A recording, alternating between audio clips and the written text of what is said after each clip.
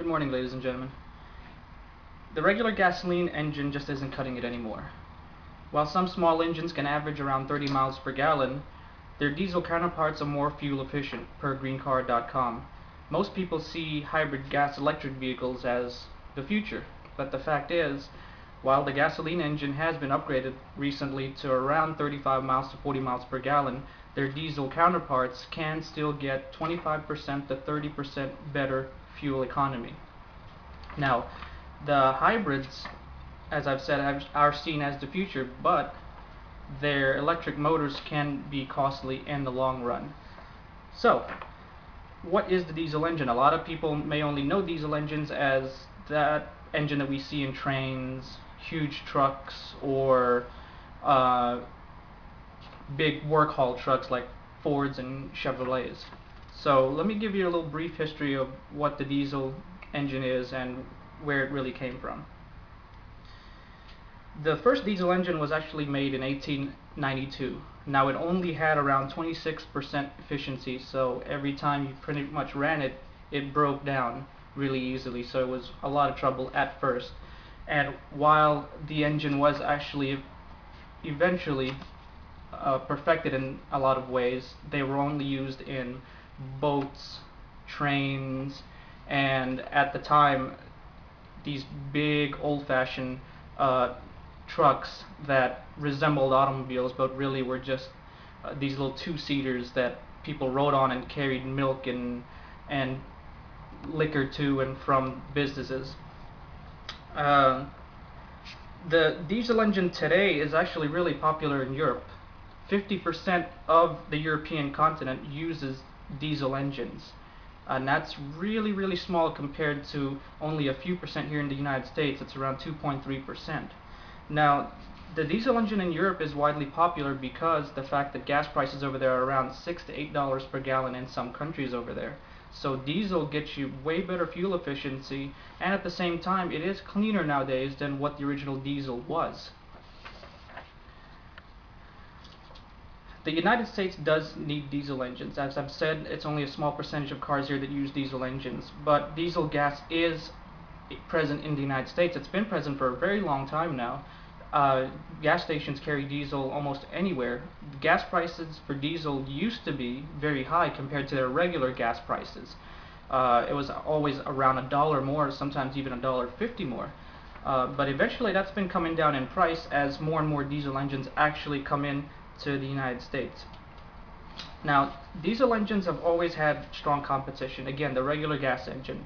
Why? Because it's cleaner, it's easier to maintain, and it is faster. And the fact that it's just been around longer. So getting rid of the gasoline engine is probably not going to be possible anytime in the next 20 to 40 years, as per greencar.com. But the new competitor that has come to fight diesel engines all over the world is the new hybrid engine. And it's a hybrid because it's both a gasoline and electric engine. So it gets you a lot of gas mileage, around 50 miles to 60 miles per gallon per the last Toyota Prius that was made. It's easier to maintain, and it's still very economical. So most of the United States is going to go for that car just because of its superior gas mileage.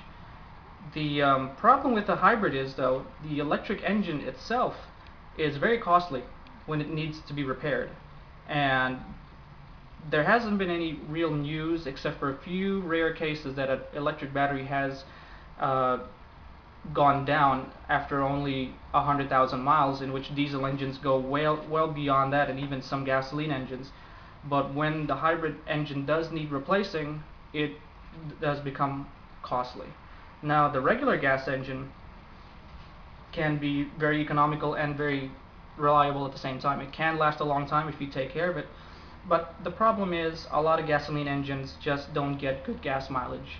In the regular compact vehicle of the everyday family consumer, yes, gas mileage has gone up a little to around 35 to 40 miles per gallon in some vehicles, but a lot of Americans still use big trucks that they put stuff in and they haul stuff in, and these trucks really get poor gas mileage, around 15 miles per gallon, some of them even less. It depends.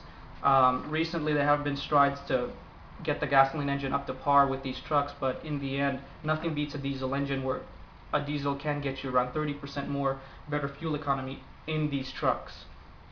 So SUVs and trucks, you're definitely going to want to get a diesel. Now, a lot of diesel engines, as I've said before, have not been so clean. They're notorious for being smoke belchers, and you'll see these in really old diesel vehicles where they just accelerate and blow out a ton of black smoke. And I think a lot of people see diesel engines as that and they're really slow. But the new clean diesel, as far as the Germans have put out, companies like Volkswagen and Mercedes-Benz, these are very good diesels. They are clean diesels, they are fast, as they incorporate a turbo with the diesel engine to give it more speed, and the diesel itself, besides from better gas mileage, is cleaner. There is no more black smoke coming out of these tailpipes when they accelerate. So that's one very good thing about the new diesels. Now, the diesel fuel itself has also gone cheaper, so that's a really good plus for the American consumer. The diesel engine does have a history of being hard to maintain, but again, the new diesels are much better. Old diesels used to have an oil change done on them every 3,000 miles, which was kind of ridiculous in the long run. But nowadays, a lot of clean diesels can go 5,000 to 6,000 miles per the report from dailybeast.com. Fuel efficiency for the diesel is expected to go up to around 54.5 miles per gallon by the year 2025. While almost 50% of all cars in Europe are diesel powered, again, only slightly a few are diesel powered here in the United States, but that's also expected to go up by the year 2025. Now, despite being around a long time in Europe and a long time in the United States, it just isn't used a lot here in the United States as far as the regular compact car. But again, that is changing with the new Volkswagen Jetta that's being introduced. A lot of Mercedes-Benz cars are now carrying them. The Jetta is probably a lot closer to more economical, since it can be afforded by the middle-class consumer. Chevrolet is also bringing up a cruise diesel model, which is also expected to get around 50 miles per gallon. That's great considering the competition is a hybrid, and it's going to cost just as much as a hybrid. So diesel cars used to always cost a lot too, and that was another problem.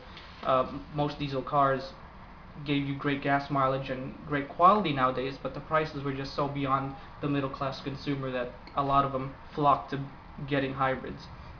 But recently, the new diesel engines will be a lot cheaper, at least in the next 10 years, 5 to 10 years or so. Diesel engines will get a lot cheaper to where everybody can actually get one if they opt to get one. Now, understanding the differences between the three types of engines is important, as I've outlined.